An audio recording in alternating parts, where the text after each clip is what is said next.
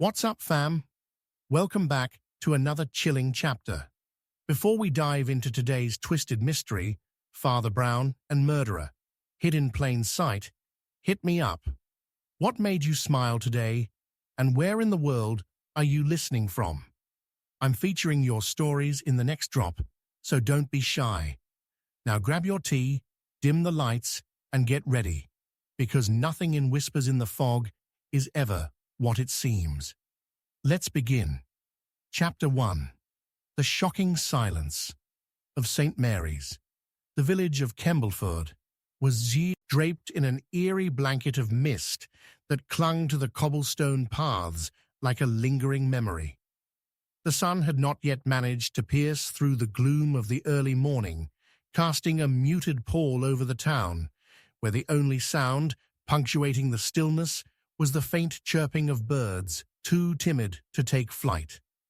Amidst this quietude stood St. Mary's Church, its ancient stones telling tales of centuries past, yet today it appeared more somber than ever, as if it held its breath in anticipation.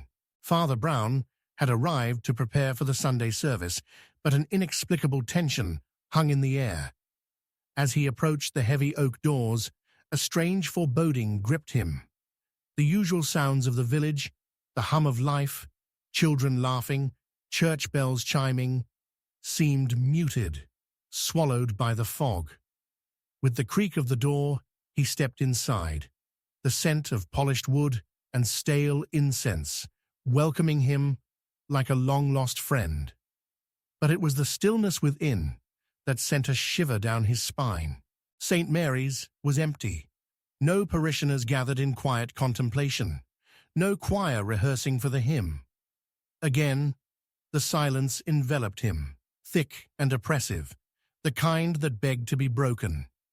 He tread softly along the nave, each footfall echoing in hollow resound until he reached the altar, its candles flickering gently despite the absence of breath in the room.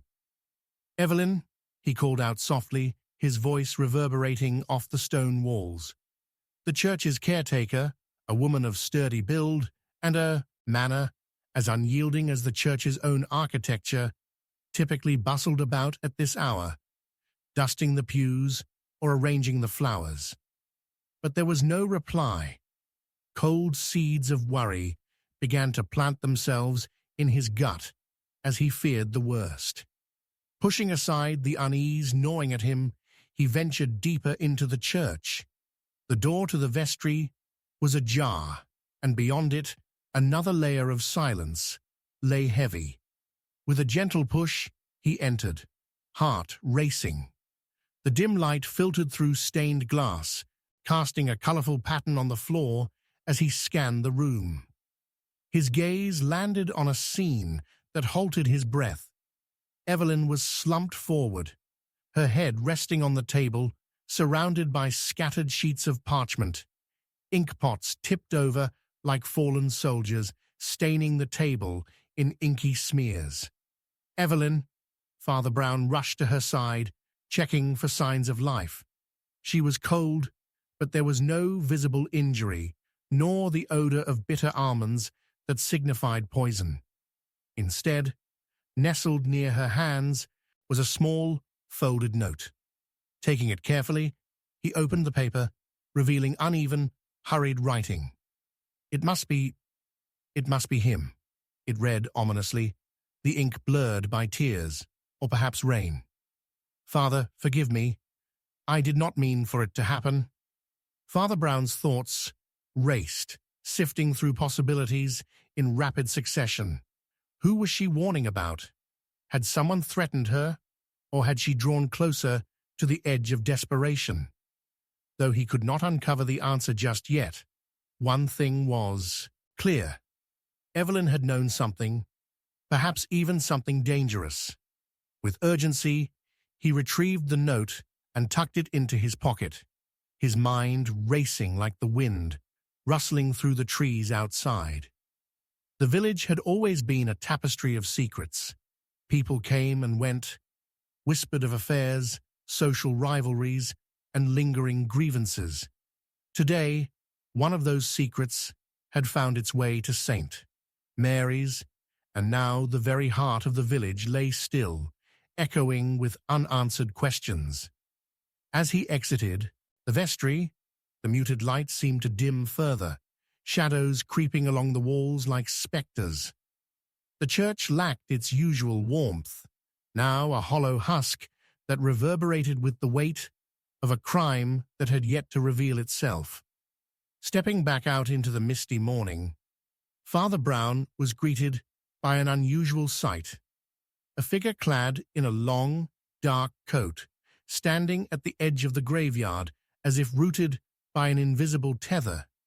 He recognized her instantly. It was Harriet Campbell, a headstrong woman, of few words, but a fierce spirit. She had recently taken to visiting St. Mary's more often muttering about the village's whispered tales. Her brother had gone missing months prior after a quarrel with a local, and fingers pointed at anyone but their own. As Father Brown approached, her face was ashen, framed by damp curls, her eyes darting as she scanned the gravestones as if she sought something or someone hidden. "Harriet, what brings you here at such an hour?" he inquired, his voice steady but concerned, as he detected a tremor beneath her tightly clasped hands. It's about Evelyn," she stammered, her voice choked with disbelief. She's gone missing. I thought she might have come here to pray after what happened last night." Misery churned in Father Brown's stomach as he took in her words. Could she already know of Evelyn's fate? She's inside," he managed, though his heart felt heavy, almost leaden. "I think it may be worse than missing." The gasp escaping. Harriet's lips struck like a dagger, and for a fleeting moment, Father Brown saw the ghost of desperation flickering in her eyes. "What do you mean?" But before he could respond, a piercing cry echoed through the mist, resonating with sorrow and fear, pulling them both back towards the church. Father Brown felt the urgency pressing upon him like the weight of the fog, each second stretching painfully, each heartbeat echoing in crescendo to a horrific revelation. He turned to see the figure of Mr. Dawkins, the village constable, running towards them, his face pale as he stumbled to a stop. "Father Brown, you need to come quickly. There's been another incident by the manor." Father Brown's heart raced. Another incident. Was it connected to Evelyn? Was it part of a larger darkness settling over Kembleford? The pieces began to align in his mind, yet the picture remained shrouded in uncertainty. Clutching the note tighter, he whispered to Harriet, "Stay here. I will find out what's going on." As he hurried to meet the constable, he heard the rustling of gravel beneath hurried feet and felt the weight of his own worries pressing, a chill igniting a flicker of resolve.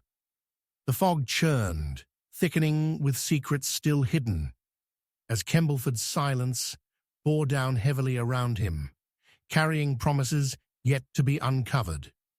The shocking silence of St. Mary's had whispered something sinister, and now the very heart of Kembleford was poised at the edge of a cliff from which it might never return. Chapter 2. The Inexplicable Entry. The dawn's mist clung to the cobblestones of Kembleford, curling around the wrought-iron gates of St. Mary's Church like a shroud. Father Brown had risen early, the weight of the previous evening's tragic discovery, Lord Harrington lying lifeless in his own study, pressing heavily on his mind. The gentle chime of the church bells stirred the village from its slumber, but a deep unease settled over him like the fog that obscured the day ahead. As he walked along the path, he searched for comfort in the familiar serenity of the village, but found only the eerie silence of uncertainty. Just as Father Brown reached the wooden door of the church, a figure stumbled through the mist. A wild-eyed Miss Agatha Fogg, the Harrington family maid. Her hair was disheveled, and her apron was stained with what looked like ink and something darker. She approached him with the fervor of a woman driven by desperation. "Father, you must come at once," she gasped, clutching his arm. "It's Lord Harrington again. There's more." "What is it, Agatha?" Father Brown knelt beside her, his eyes softening in concern. "What troubles you?" "I have only just learned of his passing." She pulled him down the path that led to the Harrington estate, the grand manor looming in the distance like a restless spirit. "I swear, sir, I locked the study door after the gathering. Only the family was there when we found him, and I returned to check after Mr. Edward left. But the door was ajar." Father Brown regarded her intently. "And what did you find, Agatha?" Someone might have entered the study after we left," she confessed, her voice trembling.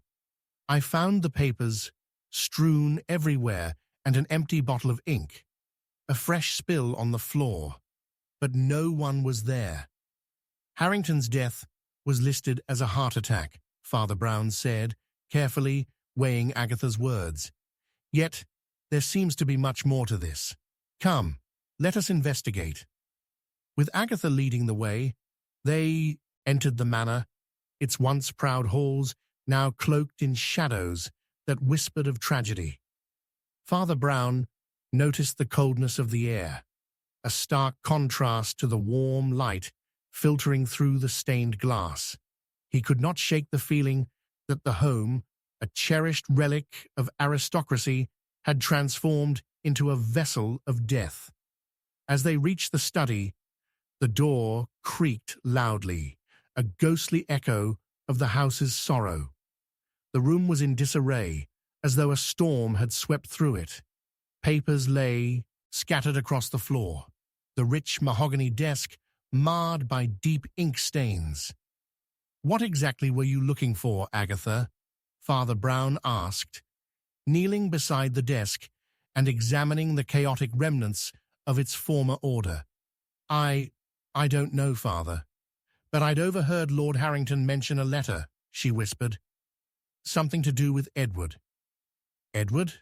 The nephew?" Father Brown raised an eyebrow, sensing a shift in the atmosphere. What could he have to do with any of this? "I heard him arguing with Lord Harrington the night before. They were speaking in hushed tones. Heatedly," Agatha exclaimed, her fear transforming into indignation. "Edward never liked the old man, always impatient for inheritance. His father was disowned. I swear that boy could never find a good path, Father." "A man's motives become dangerous when entwined with desperation," Father Brown replied, his gaze roaming the room for further insight.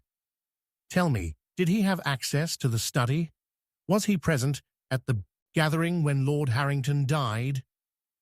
"I don't believe so," Agatha asserted. "He left just before dinner was served, though I have not seen him since." Father Brown inspected the papers and paused at an ink-stained envelope. "This may be significant," he murmured, flipping it open. The dark letters lay indecipherable. The ink smudged, but the edge bore a distinct cut, less than neat, almost frantic. He took note of a peculiar phrase that caught his attention. "For the good of the family." "Agatha, did you notice if Lord Harrington was in distress? Were his affairs in order?" Father Brown asked, his mind racing through possibilities.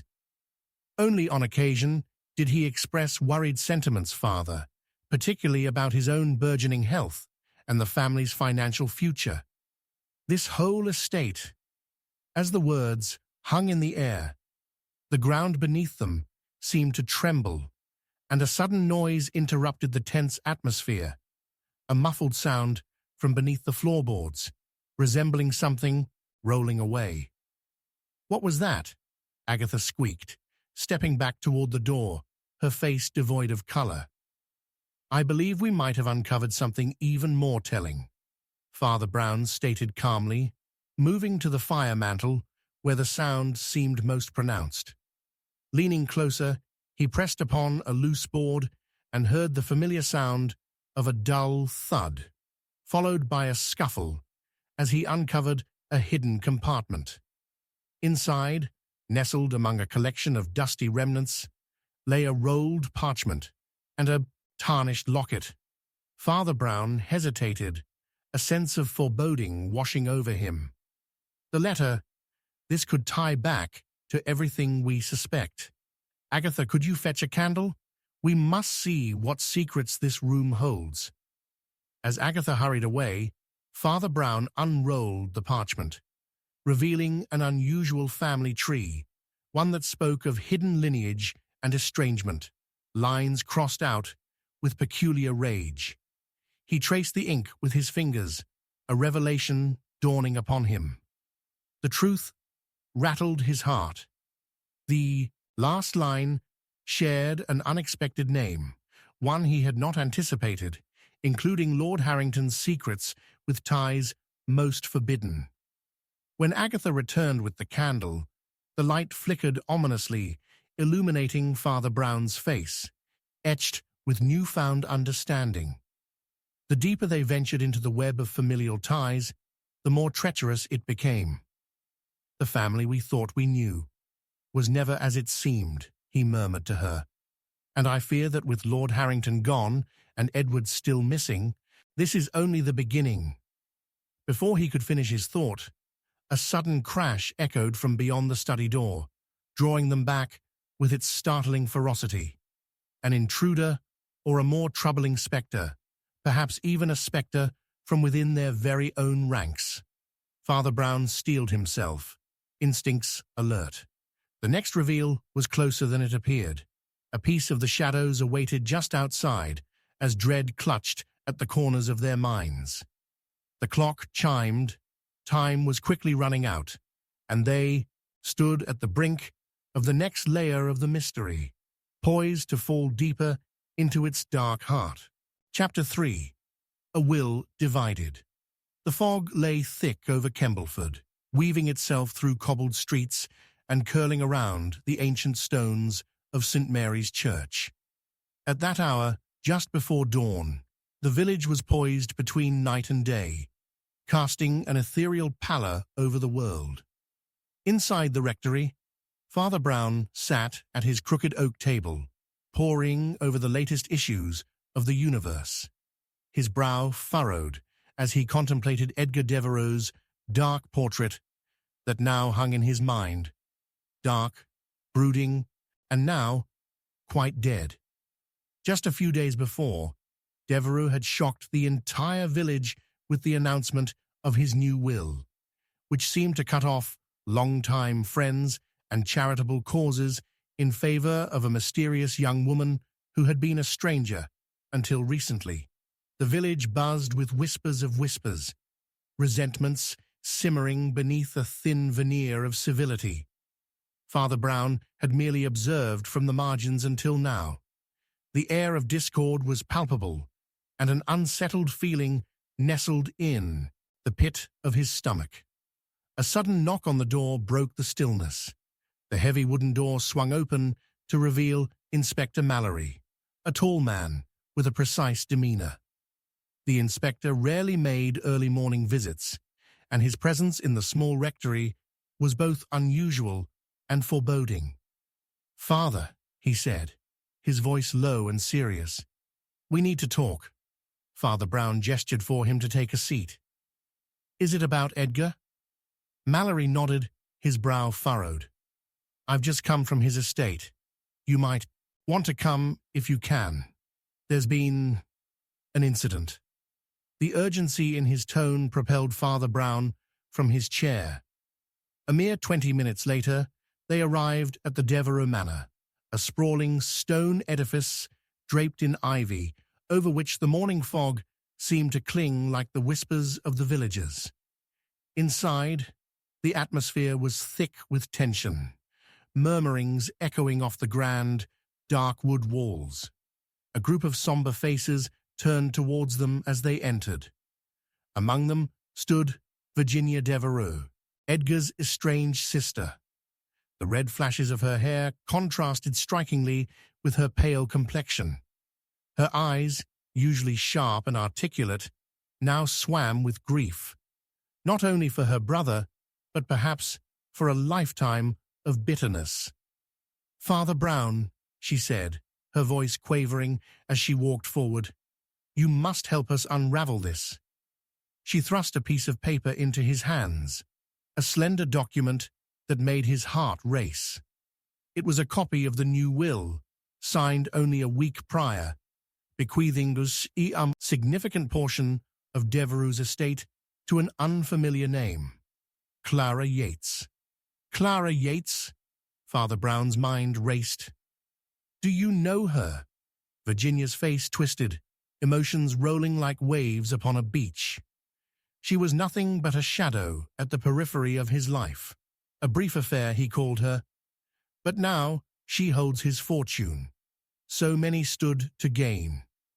At that moment, Charles Elkington, a local merchant, interjected, his voice edgy. "What more proof do we have that she bewitched him? Young and feckless, she must have cast a spell." "Stop your ignorant assertions," Virginia snapped, turning on him. "That's what this family does. Blame all our misfortunes on phantoms." An unexpected outburst broke from James, a distant cousin who had courted Edgar's favor for years. If you'd have shown that same passion in life, perhaps he hadn't found solace in a stranger. Murmurs washed over the assembly, a cacophony of furious accusations and hurt feelings. Father Brown studied the scene carefully, his mind racing as he noticed how even the shadows on the wall seemed to dance with hostility. "Perhaps it is not simply Clara who was the cause of Edgar's demise," he said at last, choosing his words with care. "A will divided invites not just external strife, but also deep, internal fissures among those left behind." Across the room, Patricia, Edgar's once loyal housekeeper, stood looking out the window, her hands gripping the sill. "You think we're all innocent?" she said, in a soft whisper. "He made many enemies here, Father. Is that right?" Father Brown approached her, charm slipping into gravity. "What do you know of his enemies, Patricia?" Her eyes darted away, and an uneasy silence fell over the group. Was she frightened, or was it cunning? Father Brown sensed the depths of her knowledge lay beneath layers of unvoiced thoughts. "It's not like we all didn't see it coming," she finally replied, her voice quaking slightly. "He had a way of rubbing people the wrong way, especially about his fortune." With each note of unspoken pain and hostility, Father Brown felt the pieces of the somber puzzle begin to align. The will, the enmity in the room, Virginia's bitterness, and Patricia's reticence all knotted together in a bleak web. As Father Brown began to step carefully through the muddied waters of motive and desire, a sudden commotion disrupted the fragile atmosphere. A frantic voice exhaled from the hallway. A nurse, pale and wide-eyed, stumbled into the room, her breath ragged. "Clara Yates, she's been found dead in the estate's garden." Shock morphed into a piercing silence. With eyes wide with realization, Father Brown turned to Mallory. "This tragedy will not extinguish the flames of rage already ignited among them. The will wasn't merely divided. Now blood will stain its pages too." But there was something in his gut gnawing at him, a deeper layer lurking beneath the surface of the clouds. Why would Clara be murdered? What hidden motives could be unspooled? A thought ignited in his mind, sharp and vivid against the gathering fog. "We'll need to gather statements," he said to the room, his determination crackling like electricity. "But I need to understand more. and I fear that the truth is far darker than I imagined." As the attendees shifted in uncertainty, Father Brown's palms tightened around the original will still in his grip. The sketch of a struggle between love, loss, and jealousy whispered through the creaking doors and misty windows of the Devereux Manor. He knew in that instant that he was hurtling towards a truth that would forever change the lives of those in this room. And those were just the whispered echoes beneath the fog that clung to the world outside, waiting to be revealed. Chapter 4. Shadows of Doubt. The moon hung low over the village of Kembleford, casting a ghostly light over the ancient churchyard where Father Brown now stood, the weight of the night's revelations heavy on his shoulders. The cool mist curled around the crumbling tombstones like a phantom, and he could just make out the ornate church spire rising against the star-speckled sky. Even at this late hour, the air buzzed with secrets, the soft rustle of leaves whispering hushed conspiracies about the death of Lawrence Pritchard. Just that morning, burying his face in his hands, Father Brown had prayed for clarity amidst the bewildering chaos. With the recent murder igniting tensions among village inhabitants, Father Brown could scarcely shake the feeling that each new discovery went deeper than mere appearances.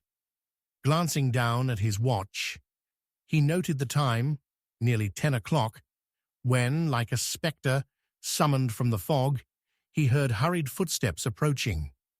From the shrouded path, Alice Hargreaves emerged, her apron stained with flour from a long day's labor, her face as pale as the moonlight that illuminated her troubled features. "Father, you must help. Something dreadful has happened, even more dreadful than the Pritchard tragedy," she gasped, clutching a tattered letter in her trembling hands. Father Brown motioned for Alice to follow him deeper into the quiet of the graveyard, past the moss-covered stones that had borne witness to centuries of life and death. "Speak, quickly, my dear," he urged, his eyes narrowing in concern. Alice's eyes darted nervously, stealing glances over her shoulder. "It's about Andrew," she whispered, her voice barely audible. "He received a letter, an anonymous letter, just moments before the murder last week. He didn't want to tell anyone, but I overheard him in the bakery muttering about its contents. I believe it's the key to understanding everything." Father Brown took the letter, feeling the urgency pulse through his fingertips. "Do you still have it?" he asked. With a frantic nod, Alice retrieved a folded piece of paper from her pocket, its edges worn and creased. Father Brown carefully unfolded it, revealing the scrawl that sent tendrils of unease slithering up his spine. The message was cryptic but pointed, hinting at dark truths surrounding not only Lawrence's death, but also Andrew's own character. The last line read, "You cannot hide behind shadows forever." "What do you make of it?" Alice asked, a tremor in her voice. A line of thought flickered in Father Brown's mind as his analytical instincts took over. This unsigned correspondence suggests someone knows more than they let on. It's a warning designed to instill fear. But fear of what? Or whom? He could feel the pieces shifting, each revelation creating a fragile web of intrigue that needed careful untangling. Alice frowned, her eyes tightening. "Andrew seemed to take it lightly, but I know he visits Lawrence's widow often. What if his friendship is a ruse? He could have been feeding her lies. Or perhaps he's become entangled in a web far more dangerous than he realizes." The priest looked at her intently. "Do you know where Andrew is now?" "After I left the bakery, I saw him rambling towards the Pritchard estate," Alice answered hesitantly. Father Brown turned, his heart racing with purpose, and began towards the manor that stood ominous in the distance, its shutters thrown wide against him like darkened eyes, assessing the innocent and the guilty. As they approached, the lamp from a single window flickered in the gathering dusk, illuminating Andrew Rook's silhouette pacing in and out of sight, a restless figure trapped between doubt and despair. "Andrew!" Father Brown's voice pierced the midnight air, and Andrew paused, turning slowly as if weighed down by the very shadows he traversed. "We must talk." "What is it, Father?" he said, forcing a smile that did little to mask the tension rippling through his stance. "Alice has informed me of the letter," Father Brown began, his voice steady despite the quiet storm of suspicion brewing between them. "What do you know about it?" Andrew's demeanor shifted, the mirth draining from his expression. "It was nothing more than idle threats," he replied, words faltering under the weight of a granulating fear. "I implore you, Father, do not dwell on trifles." "Trifles do not lead to murder," Father Brown countered sharply, his keen gaze fixed upon Andrew. "A man's life is at stake, and I believe this letter is crucial to deciphering that tragedy." Before Andrew could respond, a sudden crash erupted from the manor's servants' quarters, a cacophony that made their hearts race. Without hesitating, Father Brown rushed toward the noise, his instincts honed, Alice at his back. Inside, the room lay in chaos, furniture overturned, the remaining light flickering desperately against an unseen force. "Who's there?" Father Brown called out, echoing the concern swirling through his heart. A silhouette emerged from the shadows, but before they could discern who it was, Andrew shouted, "Stand back! You'll only make it worse." In a heartbeat, the tension snapped. A figure lunged at Father Brown with wide eyes that seemed to mirror desperate fear and hidden fury. The priest retaliated instinctively, deflecting the attack, revealing a young servant whose breath came in jagged gasps. "Please don't," she cried, twisting a small object in her hands, a delicate locket, its anguish evident. "I didn't mean to. I found it, on Lawrence." What could it mean? Father Brown's thoughts pressed urgently forward, recognizing the insignia emblazoned on the locket as unmistakable. It belonged to not only Lawrence, but to someone he had known intimately. His mind raced as Andrew's panicked gaze shifted between him and the servant, each moment fraught with revelation and dread. The shadows of doubt closed in, and Father Brown knew they were on the knife's edge of something profound, something that could unravel all they thought they understood. "Tell me everything," he said firmly, drawing closer, ready to dive deeper into the maze that now lay before them. The path to the truth would not only lead to redemption, but to far darker corners of betrayal lurking at every turn. One last look passed between Andrew and Father Brown, fraught with implications. The night had grown darker, and with it, the shadows deepened, whispering secrets that clung to the fabric of Kembleford, a tangled weave of humanity painted in fleeting glimpses of guilt and innocence intertwined. As the servant began to speak, her words trembled like leaves caught in a tempest, and Father Brown palpably felt the weight of the past ready to unveil its final, shocking secrets. With the locket still clutched in her hand, he braced himself. The next revelation would illuminate paths he and the village would never escape. They stood, caught in the web of darkness, desperate for the dawn. Chapter 5. The Disappearing Act. The morning mist lay thick over Kembleford, hanging like a shroud over the cobblestone streets. Father Brown, encased in his dark overcoat, walked briskly towards the old church, each step echoing through the tranquil yet eerie silence of the village. Today was to be different. Today, everything would change. As he entered the churchyard, a chilling sight met him. Beneath the gnarled yew tree, where the ancient stones whispered secrets of old, lay the body of Clarice Whitcomb, the renowned illusionist who had dazzled audiences with her performances just the night before. Father Brown's heart sank. He had attended her show at the village hall, enchanted by her tricks and charm. Now, the vibrant woman was an embodiment of horror, sprawled unnaturally, half hidden by the mist. The blood spilled around her, painted an insidious picture, an illusion turned grotesque reality. "Father Brown!" The voice came from behind him, urgent and breathless. It was Inspector Mallory, a regular at the church, albeit one who preferred the company of suspects to prayers.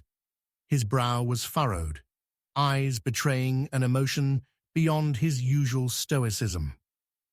What on earth happened here? Father Brown knelt by the body, his keen eyes taking in the details. The glass shards glittering nearby, remnants of what must have been Clarice's signature disappearing act. A cabinet enshrined with hidden traps, perhaps a mere prop, turned deadly in the hands of a fiend.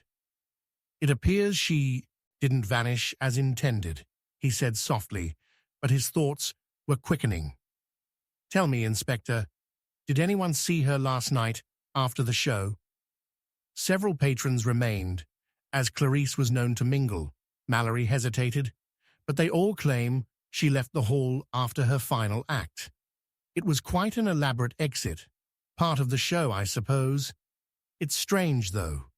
An illusion meant to awe, yet little did she know it would precede her death." Father Brown stood, contemplating. "Illusions often hide truths, Inspector. You must gather the audience together at once. It is possible what they saw was not so innocent." He gestured to the church's stone altar nearby. "And we may wish to consider the settings of our own behind the scenes. Not all mischief happens on the stage." They returned to the village hall, now buzzing with gossip and anxiety. Villagers, who had applauded with delight only hours before, were now wrapped in dread. Father Brown's eyes danced across the crowd, searching for anyone whose demeanor betrayed more than mere shock. It was there, in the dim light of the hall, that he noticed Margaret Holloway, the aging actress whose jealous spirit had been known to rear its head, particularly at the feet of Clarice's rising fame. "Margaret," he called out, approaching her with measured steps. Her hands trembled slightly as she clutched her shawl. "You were once a star, doused in applause. Now it seems your light has dimmed next to Clarice's brilliance. Did that not whisper pangs of jealousy?" She looked up, eyes narrowing, fury grazing the edges of her voice. "Jealousy? Father, you know nothing of my struggles. Clarice and I were friends. Does a friend wish ill upon another?"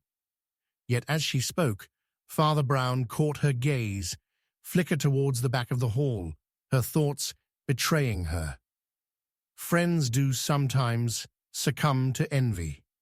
Witness the glass shards, remnants of a shattered illusion. The same might be said about temperaments." Father Brown scrutinized Margaret's features, seeing shadows of a torment she could not quite mask. "Yet, your mask stands only momentarily, Margaret. Tell me, did you know how Clarice's tricks were performed?" "I would never disillusion the art of magic, Father," she exclaimed defensively. "But—" her voice softened to a whisper. "I knew about the cabinet she used last night. I had petitioned to use it, yet she scoffed, so I left the theater. I cannot be blamed for her misfortune." "A subdued response indeed," he murmured, glancing back at the villagers who bristled with intrigued tension. "But tell me more. Did you find it curious how she exited the stage, the way the curtains flared. A grand reveal was meant to deceive, yet she left behind something unintended for all who cared to watch closely. As her pulse quickened, Father Brown sensed the truth. For where there was smoke, there had to be fire. With keen deliberation, he turned to the crowd. Who hears the echo of a lie when an illusion falls apart? Amidst the murmurs of uncertainty, a young boy, the son of one of the villagers, stepped forward, trepidation in his voice. I saw her holding something just before the show ended. A letter, but she hid it away quickly. Where? What did it say? Father Brown asked, seizing on the slender thread of hope. I don't know what it said, but she appeared frightened when she read it. She told me to keep it secret. Now. The boy's voice trembled. The revelation turned into confession as he frowned, innocence dissolving beneath the weight of unrest. Thank you, young lad, Father Brown said, with genuine gratitude. We must find that letter. It holds the key to understanding what really happened. In that moment, alarm bells rang, loud and chaotic from outside. Rushing from the hall, Father Brown recognized a growing crowd at the edge of the village, a search party forming, but for what? He turned to Mallory, a creeping suspicion sharpening in his mind. Inspector, we must remain vigilant. What a great disappearing act we may be about to witness. Following the commotion, Father Brown's heart raced. The gathering at the riverbank revealed a familiar sight, a shimmering cabinet wedged against the worn stones, stained with the remnants of a stage trick gone awry. The elegantly constructed object rumbled softly in the water, contrasting sharply with the chaos surrounding it. As the crowd strained to see, a blood-curdling scream punctured the air. She's gone. The body, it's disappeared. Father Brown's thoughts spun like a tempest. The letter, the cabinet, the odd moments of jealousy, it all intertwined in a web of deception. He gazed into the eyes of each villager, hunger of fear growing vast and tangible. Reckon a great magician has cast a spell upon us once more, Father Brown muttered. The unintended vanishing act had transformed the village into a labyrinth of intrigue, and all paths were poised for another revelation. Who would successfully pull off the next act? The shadows were deepening, and the true master of this illusion remained hidden, lurking beyond the mist. The game was certainly far from over, and clinging to one certainty, Father Brown's heart grew heavy with knowing that another mystery awaited in the unfolding darkness. As the villagers stumbled around him, he whispered softly to himself, "This curtain is far from fallen." Chapter 6. The Last Letter. The heavy mist cloaked Kembleford like a shroud, wrapping the village in an eerie hush that could muffle the cries of the departed. Father Brown stepped out of St. Mary's, his brow furrowed with concern. The quaint facade of the church, with its aged stone and ivy-clad walls, felt more oppressive than ever, hinting at secrets buried deep within its past. He had received word from Mrs. Betsy Pritchard, the church's longtime caretaker, about a curious development, a letter that had arrived, addressed to the late Lord Spencer, but now containing a shocking revelation that seemed to resonate with the recent misfortunes that had befallen Kembleford. As Father Brown made his way down the narrow path leading to the churchyard, he remembered the vehement accusations that had plagued the village since the old noble's death. Suspicion hung over Lady Veronica, once the shimmering pearl in the crown of the Spencer family, now tarnished by whispers of infidelity and financial ruin. The villagers were in a frenzied uproar, but it was the heart of the matter that interested the priest. The letter might reveal not just the players involved, but the ruthless game they had been embroiled in. Arriving at the rectory, he found Betsy waiting anxiously in the dim light of the parlor, her hands wringing together as she spoke. "It came through the post this morning, Father. I thought it a mere coincidence until I opened it and read—" She hesitated, eyes wide. "What did it say?" Father Brown pressed, taking a seat across from her. With a tremor in her voice, Betsy handed over the letter, the paper slightly creased, still warm from being recently handled. "I thought it was nothing at first, until I realized the implications," Betsy confessed. "It's a plea, a farewell, supposedly from Lord Spencer. But it claims he had evidence that would ruin Lady Veronica." Father Brown scanned the neatly penned lines, his brow arching, as he discerned the penmanship. "This is curious," he murmured. "Disjointed, yet precise. It carries a sense of urgency." The letter spoke of a rendezvous at the doctor's woods, a meeting that had never taken place. But beneath the surface lay more than mere words. It reeked of desperation and fear. "Come, Mrs. Pritchard. We must investigate the woods," he insisted, already feeling the pulsing rhythm of the mystery behind the letter. If Lord Spencer sought to confront Lady Veronica, he likely stumbled into something far darker than marital disputes. The journey to Doctor's Woods was draped in shadows, the trees looming like sentinels north of the village. The air crackled with tension as they ventured deeper. With each step, Father Brown recalled the hushed conversations he'd overheard at the Wasp and Hornet, the local pub. Rumors had swirled about affairs and debts, even tales that Lord Spencer fancied himself a dangerous gambler. It all conspired into a tapestry that demanded further unraveling. As they reached a clearing, a gust of wind swept through the branches, scattering fallen leaves like confetti. Father Brown's eyes caught a glimpse of something unusual beneath a bush, a torn piece of fabric, dark with age but unmistakably patterned. "That looks like part of a lady's dress," he murmured, kneeling to inspect the find, his fingers brushing against the cool earth. "If my hunch is correct, we're dealing with a scene well past a mere quarrel." Betsy shivered. Is it possible she was here, with him? Or someone else?" Father Brown noted. "There is more at play than simple loyalty betrayed.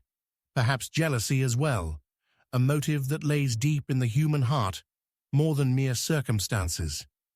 Returning to town, the tension in the air thickened like the fog that had initially cloaked their steps. As Father Brown recounted his findings to his parishioners, he noticed Lady Veronica hovering at the fringes of the gathering. Her pale face was a mixture of dread and fury, as if the gathering clouds of suspicion loomed all too close. Brown's gaze latched onto her eyes, full of desperation, but also far more poignant. Here was a woman cornered, a character towering against the confounding stage of Kembleford's secrets. "Lady Veronica," he began, his tone respectful, yet appraising, "we seek to clarify matters surrounding Lord Spencer's passing. Your husband mentioned a meeting." She cut him off, her voice sharp as shards of glass. "That was a lie born of a life steeped in lies. Father, he meant to accuse me of infidelity, but I loved him. How could I—" She inhaled sharply, the weight of her pain manifesting as a raw, trembling vulnerability. "Yet you've hidden much," Father Brown said gently. "The letter alludes to secrets, things of a more sinister nature." The words hung heavy in the room, the thrill of an unspooling reality, shocking and tragic. "We all harbor echoes," she whispered, eyes darting to the window, as if each shadow lurking outside held another betrayal. Behind her composed appearance lay an almost desperate intention, a fear that went beyond the mere tarnishing of a noble name. A commotion arose from outside. Father Brown's heart raced as he rushed to see what had caused the stir. Villagers gathered, pointing towards the churchyard. A scream pierced the quiet as a figure sprinted from the shadows, flinging aside a damp piece of evidence that had just surfaced, the unmistakable imprint of a broken locket surrounding a photograph of Lady Veronica. As the last glow of daylight dimmed, Father Brown grasped the letter, a thread he had only begun to unravel. "This is going somewhere," he muttered, staring intently at the frozen tableau before him, a deeply entwined web of desperation, betrayal, and a chilling rendezvous that would alter everything. Could this be the final revelation, or merely the edge of a darker mystery yet to be unearthed? A truth short of breath and too close to home. Chapter 7. The Hidden Room.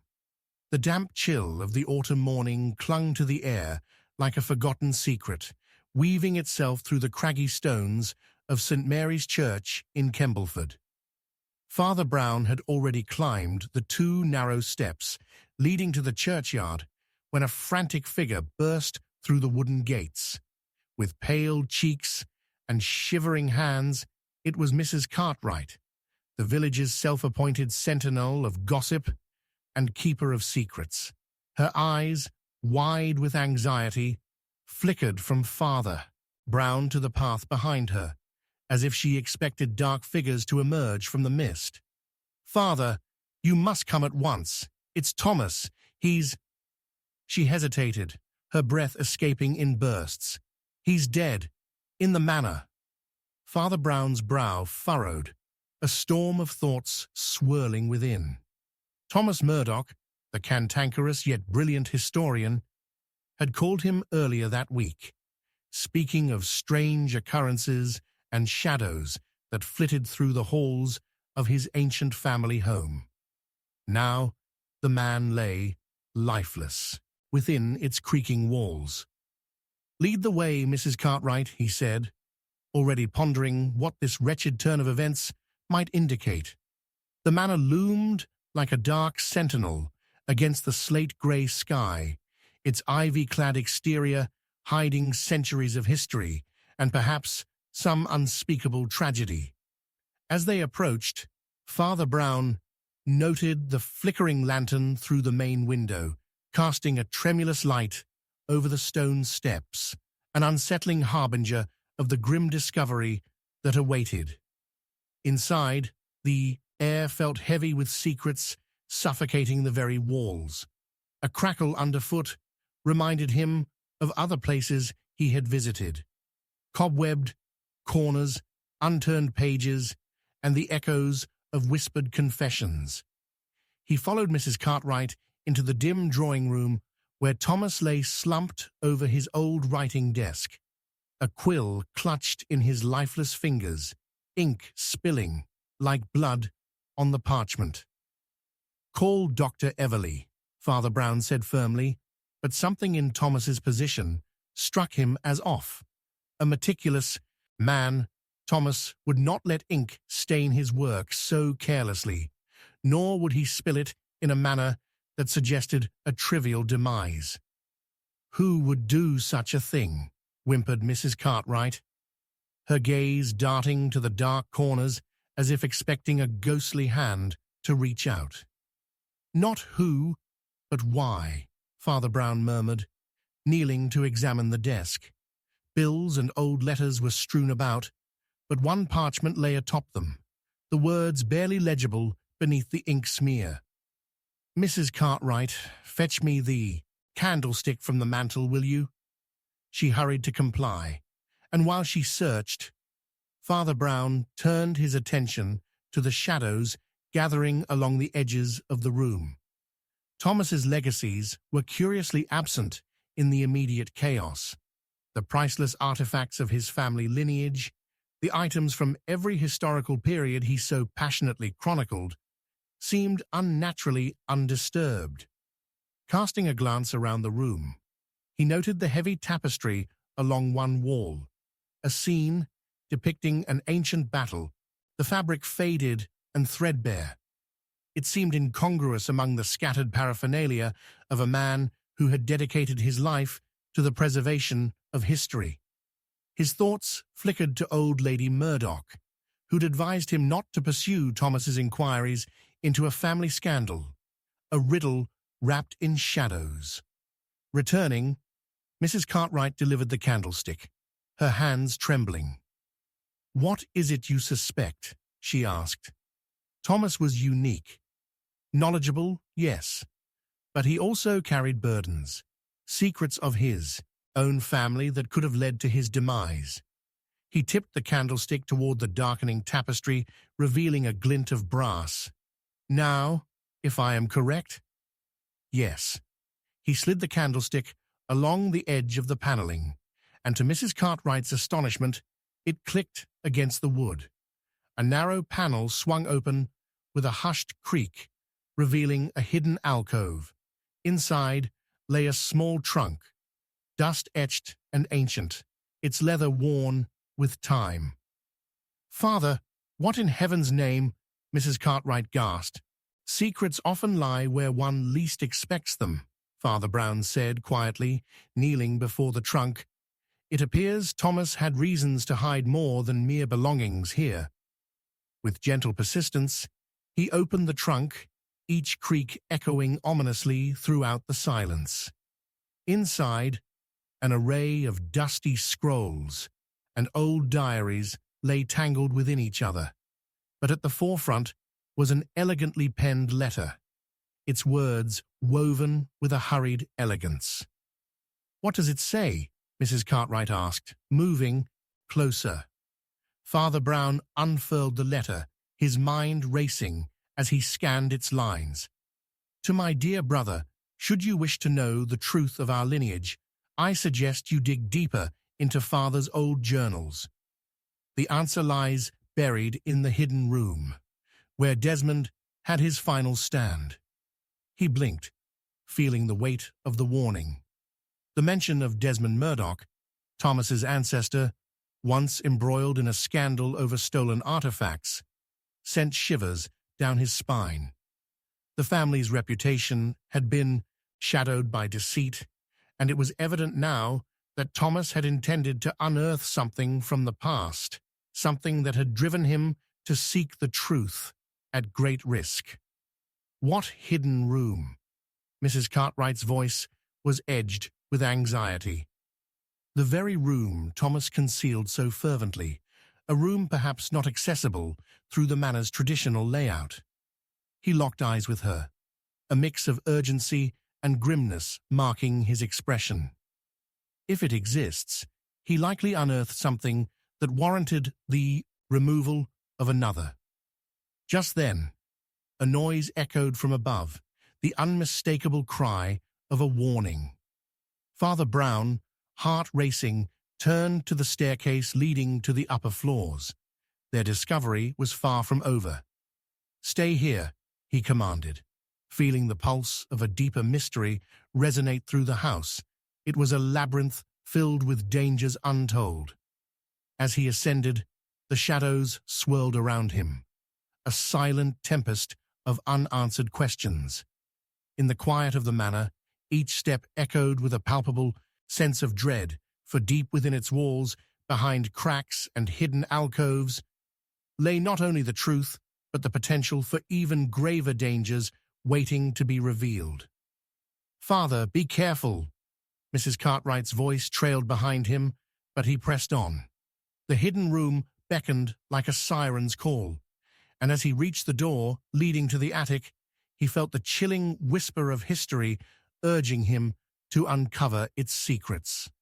Unbeknownst to him, the true danger lurked not in the shadows behind him, but within the very secrets of Thomas Murdoch's hidden past. Chapter 8. The Trap is Set. The dreary fog rolled in thick over the village of Kembleford, winding its tentacles through the narrow streets, clinging to the cobblestones like an anxious spectre. The ancient manor of the Pritchards loomed in the distance, its facade stark against the muted dawn, whispering secrets of past grandeur as a hedgerow swayed softly in the chilly breeze. An air of unease hovered over the village, heavy after the murderous events that had left everyone on edge. Brown stood at the wrought-iron gate, his eyes narrowed in contemplation. Something in the silence of this morning felt hauntingly uninviting. He adjusted his clerical collar, glancing at the timepiece nested in his waistcoat pocket. It was nearly time for the scheduled meeting with Lady Pritchard, whose husband had been found lifeless in the library just days ago. His thoughts were interrupted as two figures emerged from the thick fog. Constable George and Agnes Hargreaves, the local seamstress, who wasn't one to miss a piece of scandal.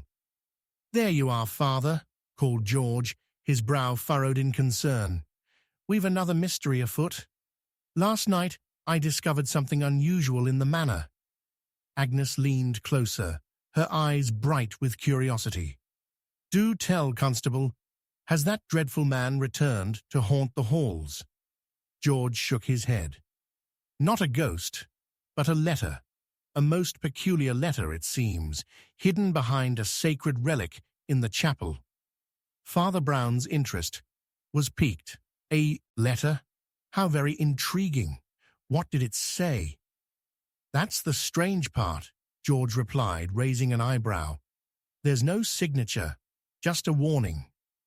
The web's final thread will soon unravel, and those ensnared shall meet their dark destiny." It was addressed to Lady Pritchard. Agnes shuddered. "How ominous. And you believe it was meant for her?" The priest deliberated, his mind racing through the implications. "A warning indeed, but a further exploration is necessary. It's clear that the woman fears for her safety. She may possess additional clues to uncover the truth." As they made their way through the manor's creaking doors, the wind howled like a wounded soul, making the old building creak and groan. Lady Pritchard stood near the fireplace, her fingers tracing the edge of a frail silver locket hanging from her neck. She wore a pallid expression, and her once vibrant green dress was wilted against her gaunt frame.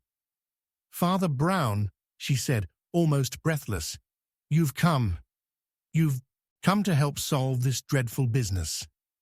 Father Brown approached, sensing deep-rooted fear that strove to mask itself as poise. "Lady Pritchard, we seek answers, clues that may lead us to the truth about your late husband." "The truth," she murmured, her eyes darting to the shadows crowding the corners of the room. "There are things best left buried, Father." George cleared his throat. "Lady Pritchard, this letter may provide us with insight. Have you seen it?" Her eyes turned steely, as if prepared to defend an unspoken secret. "No, I haven't. But I know the depths of intrigue that have tainted this house," she said, her voice tightening in overt defiance. "My husband had enemies. His dealings were muddled." The curtains fluttered as a fresh gust invaded the room. Father Brown noticed the locket glistening more than necessary, its intricate design displacing the air with purpose. "What a beautiful piece, Lady Pritchard. It appears significant." "Significant only to myself," she replied hastily, clutching it almost protectively. "It holds memories." The priest leaned in, sensing her distress. "What memories do you cling to? Perhaps you should share them." Just then, the front door swung open with a might that echoed through the hollow spaces. A tall shadow entered, a figure cloaked in uncertainty, whose face obscured under a wide-brimmed hat. Father Brown instinctively recognized Mr. Wainwright, a friend of Lord Pritchard, who now bore an air of foreboding. "I trust I'm not too late," Wainwright announced, his voice low and measured. "Something dreadful has transpired, and I've come to appeal to Lady Pritchard for her safety." George frowned. "What do you mean?" "There are whispers in the village," Wainwright continued, removing his hat to reveal a face etched with stress. "The letter you found could be much more than a warning, dear Constable. The villagers believe a trap has been set." Father Brown, sensing the tension crackling in the room, turned to Lady Pritchard. "You worry of enemies, whom among your husband's acquaintances would see you harmed."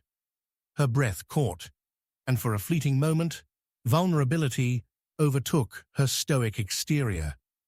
There were discussions of correspondence, letters lost or purposely mislaid. There is more at stake than mere family secrets. Wainwright stepped closer. "Lady Pritchard, it's imperative that you confide in us. There are shadows lurking beyond." "Enough," Lady Pritchard exclaimed, her voice sharp and brittle. Then suddenly her demeanor shifted, a flicker of something sinister igniting in her eyes. "This web will ensnare us if we don't tread carefully." Father Brown could sense the tempest brewing beneath her composed surface. "Tell us the truth, Lady Pritchard, before the shadows engulf you." Just as she opened her mouth to reply, an agonizing cry echoed from the depths of the house, chilling all hearts. A sound of clattering, shattering glass, followed by a dreadful stillness. In that instant, they all knew the trap had sprung, draping its suffocating web around them. The full depth of horror loomed ahead, threatening to unravel more than they could have ever anticipated. As urgency seized him, Father Brown turned sharply, eyes scanning the room, hoping to glimpse the next clue that might save them all. Chapter 9. The Unraveling. The first glimmer of dawn was still a distant promise when Father Brown came upon the scene.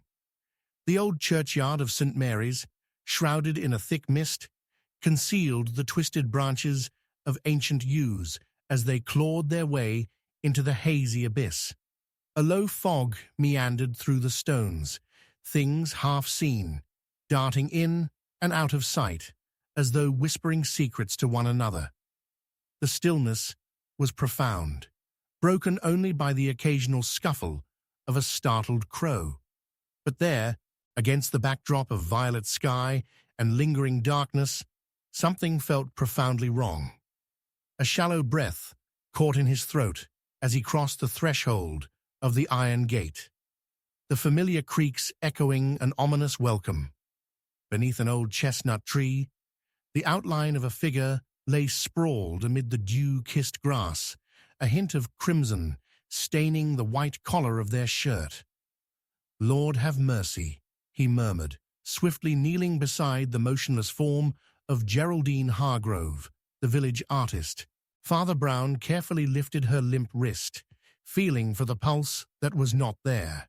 Her eyes, wide and staring, were frozen in a gaze that mixed horror with the betrayal of her last moment. The faint scent of linseed oil mingled with the damp earth, a poignant reminder of her passion for painting landscapes that brought Kembleford to life. The church tower's clock struck 6, breaking the silence and sending a flock of pigeons tumbling into the air. Father Brown instinctively looked around, knowing the intricacies of human folly well. The village was awakening, but something had shifted. The air felt charged. "Father!" A voice cut through the quiet. It was Inspector Mallory, breathless and ruffled, his hat askew as he stumbled in from the winding alley. "I heard the ruckus." His eyes widened upon spotting the body. "Is it—" "Geraldine Hargrove," Father Brown affirmed gently. "What has become of our peaceful village?" Mallory leaned against a gravestone, a foolish attempt to maintain composure. "She was found in her studio too, locked inside. A little blood, but clearly her throat was cut here. This must have happened some hours ago." Perhaps not so many as you think, Father Brown replied, his brow furrowing in contemplation. Did you notice her shoes? There are no muddy footprints leading away from here, nor any signs of struggle beside her. Could it not have been an intruder? Someone knew her routine. She always painted very early, Mallory reasoned, not ready to give in to the rather chilling implications. She did, but not that often on Wednesdays, did she? I know her art well. She preferred the light of a Saturday morning, Father Brown said, his eyes scanning the surrounding area. That means the timing might be key. And yet, he paused, squinting at a nearby gravestone, half hidden by the fog. There's something here. He hurried toward the date, carved into the stone. As he deciphered the name, he felt a fog of dread cloaking him, a connection knitting through his mind.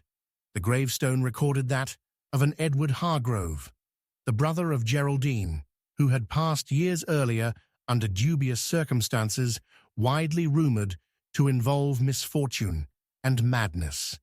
Vanished in a tragic accident while returning from a trip to London. What of dear Edward? The villagers mutter about him to this day, Mallory said, following Father Brown's line of inquiry. There was even talk about Geraldine painting a piece in his memory. She struggled with that pervading grief which drew her away from painting what she loved. But lately, a sudden thought struck Father Brown. Just yesterday she mentioned to me the arrival of a mysterious benefactor, someone who sought to rejuvenate her art. Would she have known this individual? Mallory asked, noting the shift in the air as Father Brown entered his analytical reverie. Indeed, Father Brown replied, his intuition churning like the fog. If this benefactor had a connection to Edward... Before Mallory could interject, a wailing cry shattered the morning mist, a desperate sound that rippled through the village. Father Brown turned sharply toward the commotion, recognizing the silhouette charging towards them. It was Avery Finch, the local gossiper and keeper of secrets, clutching a folded scrap of paper, bloodless terror twisted across her face. "Father!" she gasped as she came to a halt, clutching her sides as if she might burst from the weight of the news. "You must see this." The inspector's expression tinted with suspicion. "What do you know of Geraldine?" "Only what I overheard," Avery whispered, painful regret painted in her voice. "She was meeting with someone last night, in the old manor, the chapel house. I happened upon them, and it was strange. The man, he looked just like Edward." Her eyes darted toward the gravestones as if expecting the spectre of Edward to emerge from the ground. "Just like him?" Father Brown's heart raced, the pieces swirling in the air around him like moths drawn to a flame. "Was he painted in light or shadow? Dressed in black?" I feared to approach. Avery thrust the folded paper into Father Brown's hands. "This is what I found falling from his pocket when he turned to leave." As he unfolded the note, the words leapt out at him, a jigsaw puzzle demanding completion. A single line stood stark against the paper. "The truth must remain buried, or all will be lost." Father Brown met Avery's gaze, the tension thickest at the air's seam. "This dark enigma only deepens, my dear," he muttered, comprehension dawning ominously. "And now we stand upon the threshold of something vast." Behind them, Inspector Mallory's eyes flickered with speculation. "What's next, Father?" "I fear we shall soon uncover the darkest corners of Kembleford," Father Brown replied, his voice firm with determination. "For here begins the unraveling of secrets, a tapestry not yet frayed, but replete with shadows. What lies below must surface, and with it a more sinister tale, one only death could tell. As the mist thickened around them, the church tower tolled once more, the sound echoing ominously through the quiet village, heralding the dawn of a deeper mystery in the heart of Kembleford. Chapter 10. The Final Confession. A dense fog curled around the ancient gravestones of St. Mary's churchyard as Father Brown hurried along the cobblestone path, the tips of his fingers clutching his worn brown overcoat against the chill. The village of Kembleford, usually so lively with the chatter of villagers, seemed eerily silent, as if it held its breath in anticipation. Just beyond the church door, he could almost hear the whispered secrets of the dead, a strange unison with the life that still pulsed in the hearts of the living. As he entered the church, the strong odor of beeswax and damp stone enveloped him. His gaze fell upon a figure seated at the back, her silhouette illuminated by the flickering glow of a single candle. It was Mrs. Prudence Thistle, the elderly matron of the village, known for her charitable heart, but equally for her sharp tongue. Tonight, she clasped a handkerchief in her gnarled fingers, her eyes swollen and red. "Father," she croaked, her voice wavering like the light of the candle. "It's terrible. I can hardly bear it." The words barely escaped her lips, but they simultaneously cast a bolt of urgency through Father Brown's heart. "What troubles you, my child?" he asked, moving to sit beside her. "The manor, Father. The old Thistle Manor. It's all gone to rot, just like its owner," she said, her voice thick with emotion. "But it's worse than decay. It's a murder." "Who has been murdered?" Father Brown pressed. "Not who, Father, but what. Theodore Trench, the young heir whose very name reeks of scandal." Prudence leaned closer, her breath quickening. "He was found in the cellar, cold as the stones around him. No one knew he was there until it was too late." The air in the church seemed to grow colder, charged with the heavy weight of panic. Father Brown recalled a recent conversation with Theodore, a troubled young man wrestling with family debts and dark secrets in his lineage that his father had shunned. "Did anyone hear a commotion?" "Only the wind, howling through the trees," Mrs. Thistle replied, her voice whispering conspiratorial tones, though it was said that he had an altercation with his cousin, Miles Trench, before vanishing from the village. Father Brown's eyes sharpened.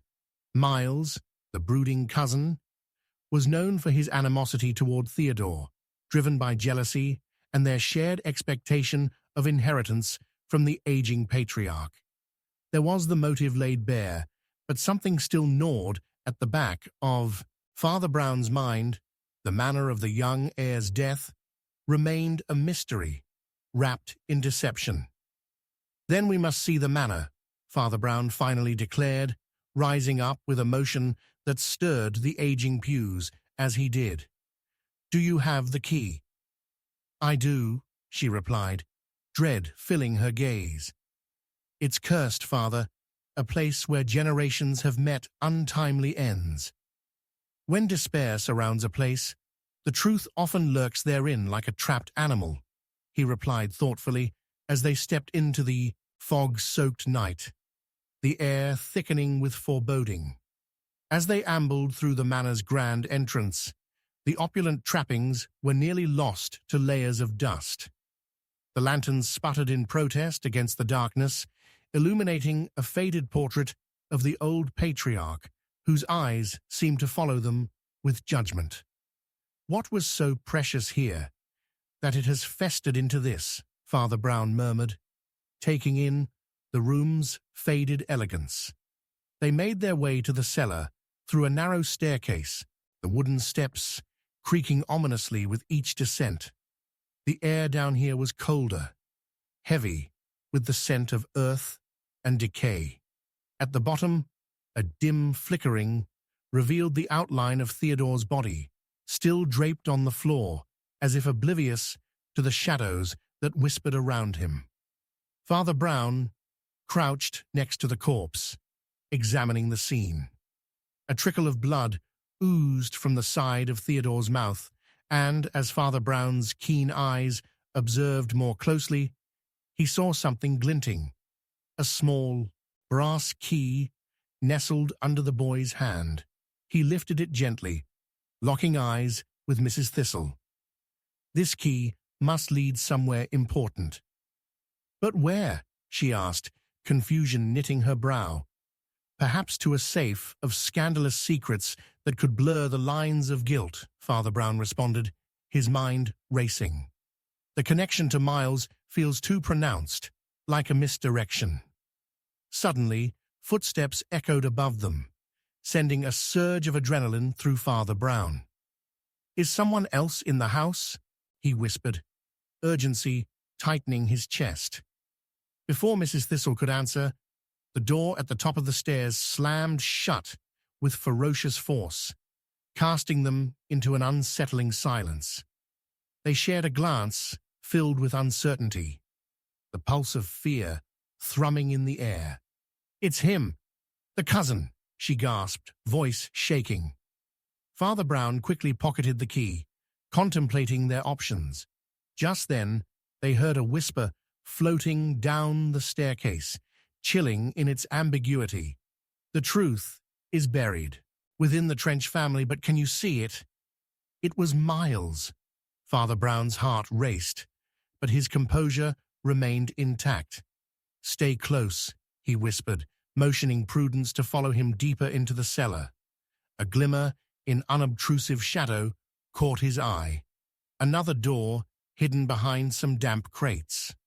As Father Brown pushed the door open, it creaked ominously, revealing a small room cluttered with dusty papers, family accounts, and an old ledger with a peculiar inscription. "Secrets can drown more than just the truth," it read. "What has Theodore uncovered?" Father Brown pondered aloud, understanding now that the stakes were larger than he'd anticipated. But just as he pulled the ledger forward, the distant sound of footsteps echoed again, louder this time, advancing toward their hidden refuge. "Father, we must hide," Prudence urged, her eyes wide with terror. Before he could offer advice, Father Brown glimpsed a shadow descend upon the stairs, face obscured but familiar. Just as the figure turned to reveal itself, blood pounded in Father Brown's ears. Miles stood there, holding something glinting in his hand. "Looking for something?" Miles swept the room with a cocky smile, teeth gleaming as the lantern light flickered uncertainly. And with that, Father Brown realized the facade was just beginning to crack, and soon all would be laid bare in a final confession before evening descended into chaos. The truth was drawing near, but the shadow of violence threatened to trap the secret forever. What would Miles confess? What had Theodore uncovered? As the evening deepened into the abyss of uncertainty, Father Brown stood at the brink of unmasking a murderer or becoming a prey in an unfurling web of deceit. Chapter 11. The Mask of Innocence. The waning light of a damp autumn day hung over the village of Kembleford, casting elongated shadows that danced between the ancient gravestones of St. Mary's churchyard. From the creaking of tree branches to the distant call of a hooting owl, the atmosphere felt laden with secrets. It was precisely then, as Father Brown made his way through the cemetery on a rather mundane parish visit, that he stumbled upon a chilling sight. A man lying face down among the fallen leaves, a thin trail of crimson leaching into the earth beneath him.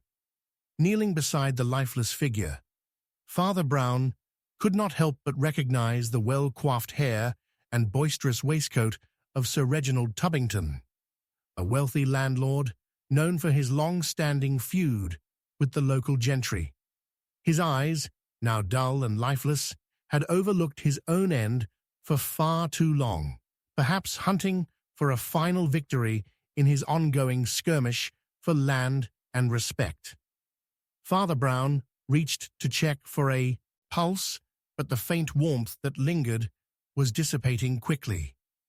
As he rose to examine the area, his mind raced through the implications. This was not merely a case of misfortune or an accidental fall.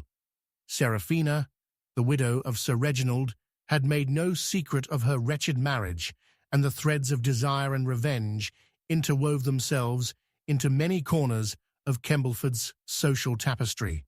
Had she finally snapped? The sharp crack of twigs alerted him to the presence of Constable Flanagan, who, upon witnessing the scene, turned a delicate shade of green.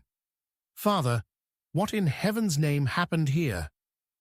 "Sir Reginald has met his end," Father Brown replied, the weight of despair heavy in his voice. "We must find out how and why." Flanagan gulped audibly, his eyes darting around as if searching for a ghostly culprit. "The last I'd seen him, he was celebrating the settling of some lands at the Hawthorn, hosting a merry band indeed. I'd not have anticipated his revelries to lead him here, of all places." A flicker of realization crossed Father Brown's mind. It seemed peculiar that Sir Reginald would find himself wandering in such desolation when there was merriment afoot. Almost instinctively, Father Brown began to consider the motives of those present at the Hawthorns' dining table. As dusk enfolded the churchyard in a cloak of deepening shadows, the villagers began to gather, drawn by a mixture of sympathy and voyeuristic intent. Among them, Seraphina stood distant, her expression a mask of anguish that veiled a deeper turmoil. Was she grieving, or was it a performance to conceal her involvement? "Father," Flanagan called, pulling him from his reverie, "I heard whispers that Sir Reginald had made some threats today." Father Brown narrowed his eyes, his fingers grazing the spines of the gravestones as he sought clarity on the matter. "Threats toward whom, Constable?" "Around those gathered at the Hawthorn. Everyone drank merrily until he upturned the table, claiming certain members intended to swindle him. That was before he stormed out, his face flushed with rage."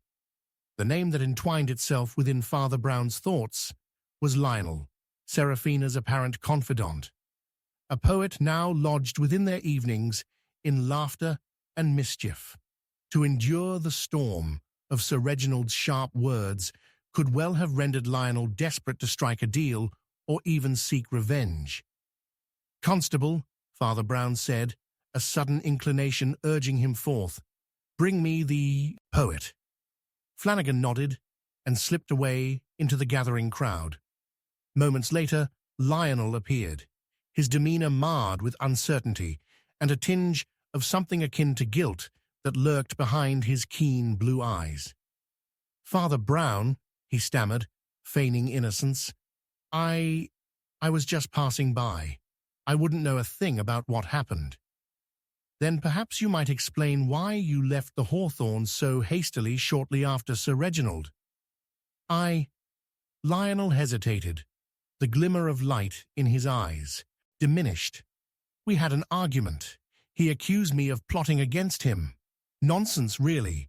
An artist has no use for land disputes." "An artist," Father Brown repeated, allowing the word to linger in the air as if it were a wisp of smoke. "Yet, you see, Mr. Lionel, artists often express their passions in troubling ways. Tell me the nature of your discussion."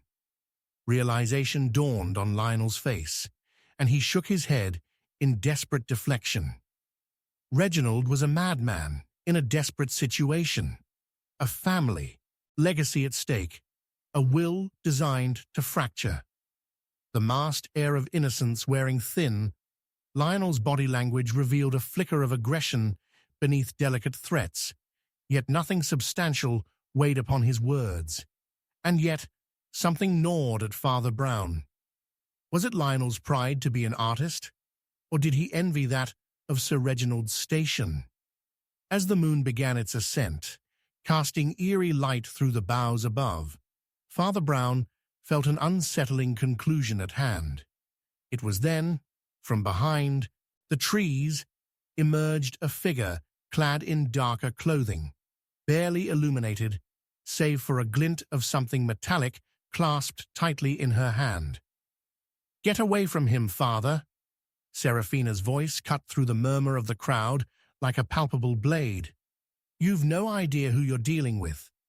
The group stirred, confused whispers rippling outward as tension enveloped the air.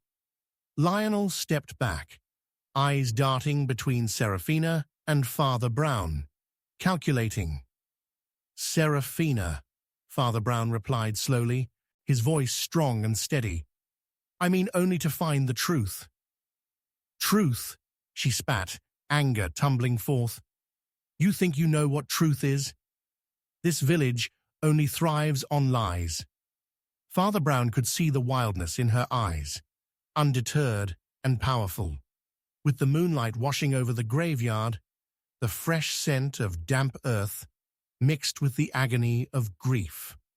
"Perhaps," he said, "but in my experience, you are only a shadow of what you portray." As the air thickened with both fear and determination, Father Brown's heart raced. There had to be a connection to unravel yet, hidden beneath the mask of innocence, one that held power over Sir Reginald's demise.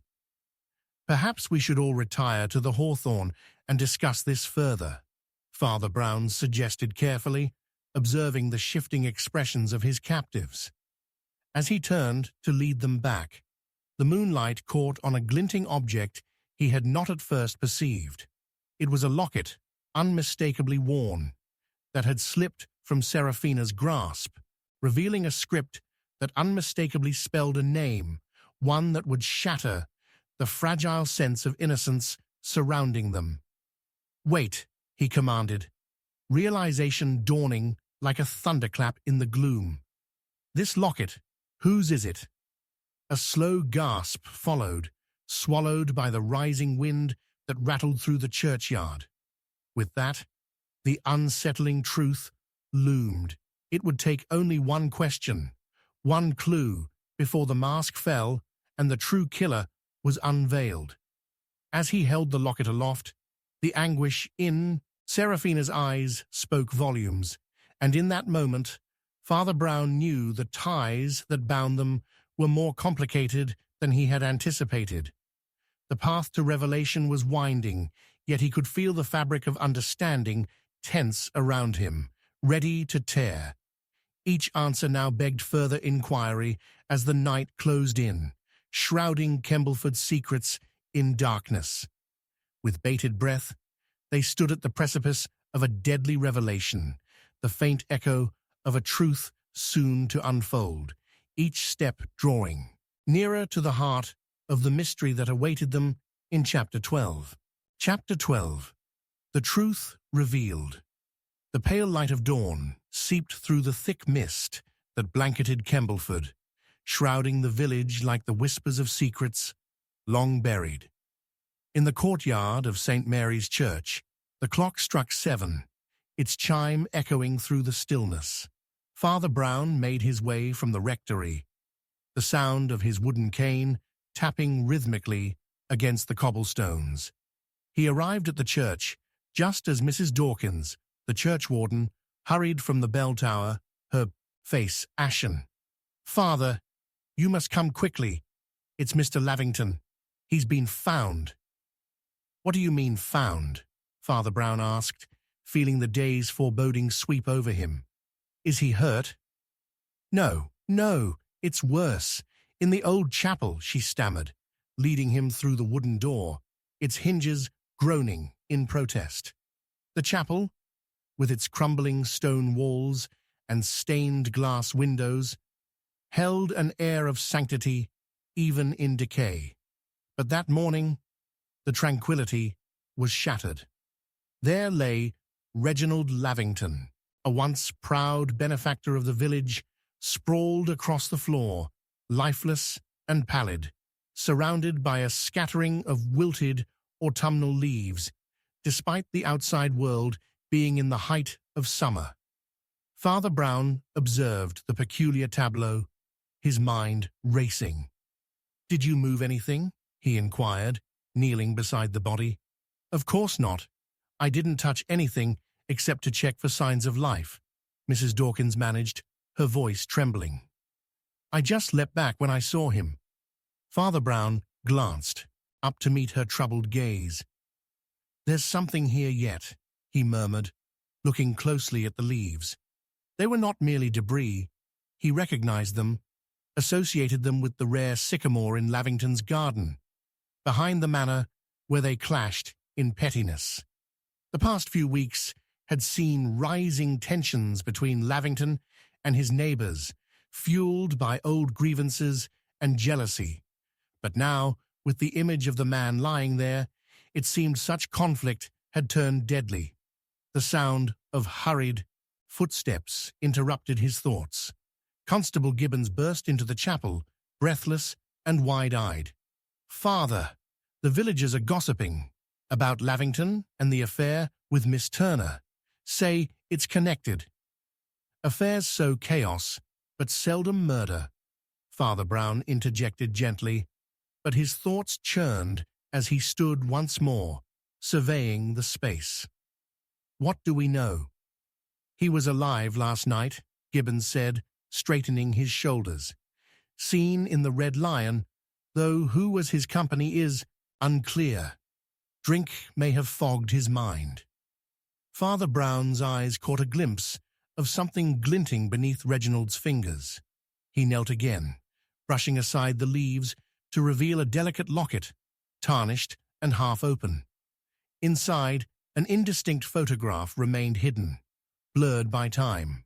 It was a clue, but a tantalizing one that offered more questions than answers. "We must find the owner of this locket, an important witness, and perhaps more." "The lady from the manor," Mrs. Dawkins suggested, breathless. "No," Father Brown replied, his brow furrowing. "This belongs to someone else entirely." He held it tightly, as if the metal could whisper its secrets to him. "I believe this is a piece of our puzzle, yet the picture remains obscured. We need to return to Lavington's manor. A visit to Mrs. Lavington could provide insight, and perhaps we shall learn where Mr. Lavington truly stood." Upon their arrival at the imposing stone manor, its grandeur felt faded, much like its inhabitants. Ivy twisted around the facade, and a creeping sense of gloom reflected the family's once stalwart reputation, now marred by scandal. They crossed the threshold into the drawing room, where Mrs. Lavington sat draped in a shawl, her eyes red from sleepless nights.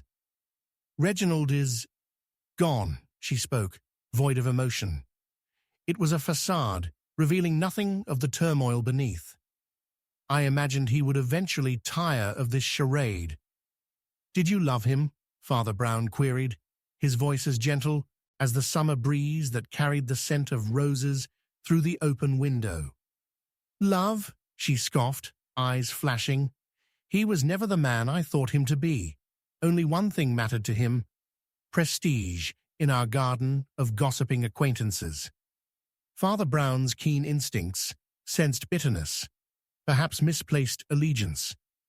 "Then tell me, did he speak of threats or fear? With all the words spiraling tonight, did you fear for your safety?" For a fleeting moment, sorrow softened her expression, but it vanished at her next breath. "Only from Miss Turner, his acquaintance." She spoke of lovers in the village. Loyalty is hardly an admirable quality. Miss Turner again. A compelling figure in the background, no doubt. He envisioned a tangled web of whispers spun throughout Kembleford, and the locket in his pocket seemed another thread, linking them all together. "Might it be possible for you to help me with one last thing?" Father Brown asked, gesturing through the door. "We must seek out Lavington's confidants, who may have seen more in their drunken stupors than we initially believe. As he prepared to depart, Mrs. Lavington whispered, halting him, "Father, be wary. The truth can twist like a will-o'-the-wisp, luring good men into despair." Father Brown paused, a shiver racing down his spine. "Every secret thirsts for avowal," he replied. "Darkness only relents to the light, and I intend to burn bright." As he exited, he clutched the locket tighter, its weight heavy with promise. He sensed the truth lurking, just out of reach, alongside worries that seeped like shadows through every corner of the village. Yet there remained an unshakable certainty. The truth would emerge, and it would be reputations, perhaps even lives, at stake. Father Brown's heart quickened. The afternoon had dimmed, and danger loomed. He had unimaginable clarity, yet felt dread as the names began to whirl in his mind, swirling to a climax he feared could shatter lives. The moment was soon to come where all would lay bare. "Where is Miss Turner?" he uttered, more to himself than anyone else, as dread filled the air like an approaching storm. How did she relate to the fallen man? What secrets lay entwined in their shared past? And then he paused, turning back in a sudden realization that left the air electric. The answer would lie not just in questioning, but in confronting someone dear to him. A perilous twist awaited. The locket's shadow neared the revelation, and instinct escalated in Father Brown's heart like a distant bell tolling, as the truth within Kembleford grew louder than ever, a truth he desperately needed to uncover before dusk finally fell.